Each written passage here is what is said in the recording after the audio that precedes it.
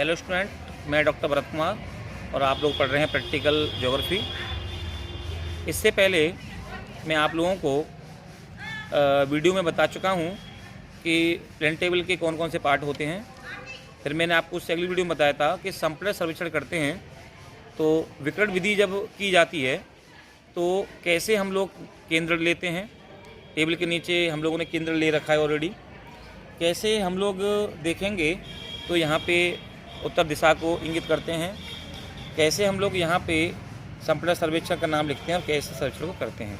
अब मैं आपको बताना चाहूँगा कि हम लोगों ने ये आप लोग यहाँ देख पाएंगे कि हमने क्या है कि यहाँ पर अलग अलग सारे ऑब्जेक्टिव ले लिए हैं। और ये जो पहला ऑब्जेक्टिव था, ये जो पेड़ है कोई जो कि हमारे केंद्र बिंदु से 14.75 मीटर की दूरी पे है।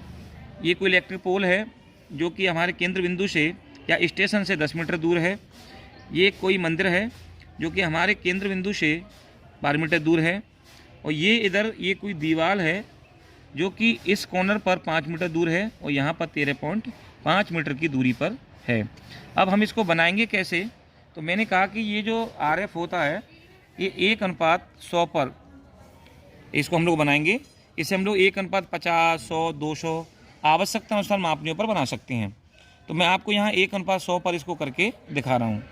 जैसे मान के चलें कि यहाँ से यहाँ तक आप देखेंगे ये जो पेड़ दिया गया है इसकी कुल दूरी है धरातल पर 14.75 मीटर और हमारा RF है 1:100। तो आप जानते होंगे कि 1 मीटर में 100 सेंटीमीटर होते हैं, तो 14.75 मतलब हो गया 14 से 75 सेंटीमीटर, यानी कि 1475 सेंटीमीटर। अब इसमें भाग देंगे दिया गया RF, तो RF हमारा 1:100 है तो 100 का भाग देंगे इसमें। अगर हम अगर 1 में 50 लेते तो 50 का भाग देते, तो हम 100 का भाग देंगे तो आपकी जो दूरी आएगी रेखा की वो आएगी 14.75 सेंटीमीटर। तो ये जो रेखा भी बिना नाप की है, हम इसको क्या करेंगे, स्केल लेंगे और स्केल की सहायता से यहाँ पे 14 और 0.75 यानी कि आप 14.8 की ले सकते हैं राउंड फिगर में। 14 सेंटीमीटर और 8 मिलीमीटर की रेखा लेंगे और जहाँ तक ये रेखा होगी वहाँ पे एक निशान लगाएंगे। तो अकॉर्डिंग टू स्केल ये जो हमारी रेखा होगी वो यहाँ पर आ गई 14.75 की। आगे की को हम क्या करते हैं, इसको हटा देते हैं। आगे को जब भाग को हटा देते हैं तो यहाँ जो भाग आएगा, जो पॉइंट रहेगा, हम उसको क्या करेंगे, यहाँ पे ही हमारा पेड़ होगा।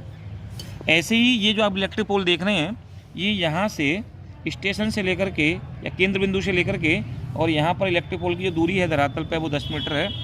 इस केंद्र से ये जो 10 मीटर दूरी है तो 10 मीटर में हो गए 1000 सेंटीमीटर, क्योंकि 1 मीटर में होते हैं 100, तो हम भाग देंगे इसमें 100 का, क्योंकि RF 100 है तो आएगी 10 सेंटीमीटर की दूरी।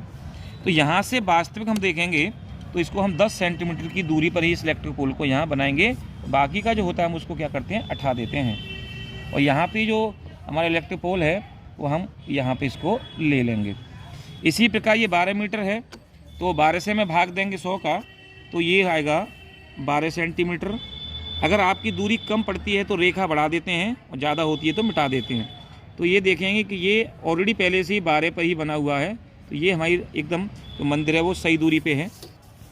ऐसे हम लोग क्या करेंगे, यहाँ देखेंगे ये दीवार जो है एक सिरा 5 पर है मीटर पे, तो आप ये भी बिल्कुल सही आ रहा है, क्योंकि 5 का हो गया 500 सेंटीमीटर, 100 का भाग देंगे तो 5 सेंटीमीटर दूरी होगी जो एकदम बिल्कुल सही है। तो ये कॉर्नर यहाँ आ गया। अब ये जो दूरी है 13.5 मीटर वाली, इसको यहाँ पे 1350 हो गए और 1350 100 का भाग देंगे तो 13.5 की दूरी आएगी जो कि यहाँ तक रहेगी, यहाँ तक रहेगी। अब आगे का भाग हमें क्या करना पड़ेगा, मिटाना पड़ेगा। इधर से हमें ये दूरी भी हटानी पड़ेगी। फिर हमें करना ये होगा कि इसको यहाँ पर दीवार को इस प्रकार से यहाँ पर हम इंडिकेट करेंगे, तो इस प्रकार से हम इसको यहाँ पे ये दीवार ऑथेंटिक रूप से आ जाती है। तो आप देख पा रहे होंगे कि इसमें यहाँ पे आपका पेड़ आ गया जो 14.75 है, यानी RF 1:100 के अनुसार ये 14.75 सेंटीमीटर दूरी पर है। ये 10 सेंटीमीटर की दूरी पे है, ये 12 सेंटीमीटर की दूरी पे है, ये 5 सेंटीमीटर और ये 13.5 सेंटीमीटर दूरी पर है। तो ये हमारे सारे पॉइंट हो गए। ये 1:100 पे हैं। अगर आप 1:50 में चाहते हो तो जैसे हम 1:50 लिखेंगे तो इसकी जो दूरी है 14.75 की, यानी 1475, तो आप इसमें 50 का भाग देंगे। जितनी आपकी दूरी आएगी वो आपके 50 के अनुसार होगी। ये 10 मीटर है, यानी कि 1000 सेंटीमीटर, इसमें आप 50 का भाग देंगे तो ये 20 सेंटीमीटर रेखा होगी, जो कि 1:50 से प्रदर्शित होगी। इस प्रकार से हम 5 पॉइंट ले लेते हैं, 6 ले लेते हैं। इस साइड में आप देखेंगे तो यहाँ पर लेफ्ट हैंड साइड में हमें एक इंडेक्स डालनी पड़ती है, इसको सूचक कहते हैं। जैसे जी आपने जो सिंबल यहाँ पर आपने यूज किए हैं उनको यहाँ डालना पड़ता है। तो जैसे ये पेड़ है तो हम यहाँ पे पेड़ या ट्री लिख देते हैं।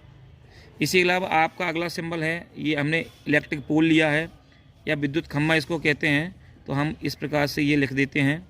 तीसरा हमने कोई टेम्पल लिया है तो यहाँ टेम्पल या मंदिर का इस सिंबल होगा। और ऐसे लास्ट जैसे आपने कोई दीवार ली है तो ये दीवार का, यहाँ पे हम लोग जैसे ये सिंबल हमने दीवार का लिया तो ऐसे हम इसको यहाँ दीवार लिख देते हैं। तो आप देखें सूचक यहाँ आ गए, इसमें हमने पेड़ को, विद्युत खम्भा, मंदिर, दीवार यहाँ बना दिए। ये हमारा बीच में मेन विकर्ण विधि का यहाँ पे मानचित्र आ गया अकॉर्डिंग टू स्केल के। और यहाँ आप देख पाएंगे लिखा हुआ है समपटल सर्वेक्षण विकर्ण विधि, ये मेन टाइटल हो गया। और नीचे आप स्थान अग्रसेन गर्ल्स कॉलेज बयाना, दिनांक 8/2/2022 से आज की डेट हमने डाल दी है। और यहाँ आप देख पाएंगे तो ये उत्तर दिशा को इंडिकेट कर रही है। इसके बाद हम क्या करते हैं, इसमें जितना भी हम लोगों ने रफ वर्क किया उसको हम लोग क्या करते हैं, इसको हटा देते हैं।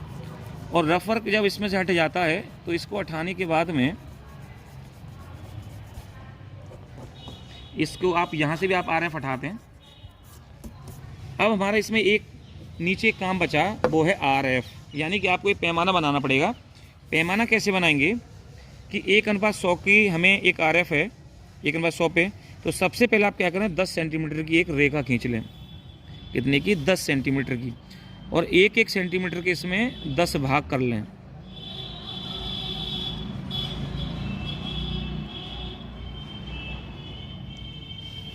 ये हमने 10 भाग कर लिए। अब इसको हम लोग चाहें तो अपनी सुविधा अनुसार इसको थोड़ा सा चौड़ा बना सकते हैं स्केल से। और यहाँ पे क्या करेंगे, हम लोग पहला कॉलम छोड़ के 0 लिखते हैं, क्योंकि आप जानते होंगे कि मीन भाग इधर आते हैं, इससे छोटे गौड़ भाग इधर आते हैं। अब 1:100 है तो यानी कि 1 सेंटीमीटर मानचित्र का और 100 सेंटीमीटर धरातल के प्रदर्शित करता है। इसलिए यहाँ पे होगा 1 2 3 4 5 6 7 8 9 मीटर। और आप जानते होंगे मीटर से छोटा क्या होता है, डेसीमीटर। तो 1 मीटर में होते हैं 10 डेसीमीटर। तो यहाँ पे आप क्या करेंगे कि बीच में निशान लगा के यहाँ लिखेंगे 5 और 10 डेसीमीटर। ये RF हो गया 1:100। इस प्रकार से निकाल लेते हैं। लेकिन अगर आपको 1:50 का निकालना है तो कैसे निकालेंगे, उसके लिए भी आप क्या करें, एक 10 सेंटीमीटर की रेखा खींचेंगे और 2-2 सेंटीमीटर के 5 भाग करेंगे यहाँ पे।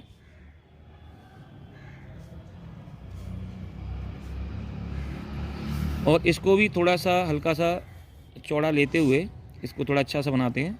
यहाँ पे वही 0, फिर यहाँ पे 1 2 3 और 4 इधर मीटर लिख देते हैं।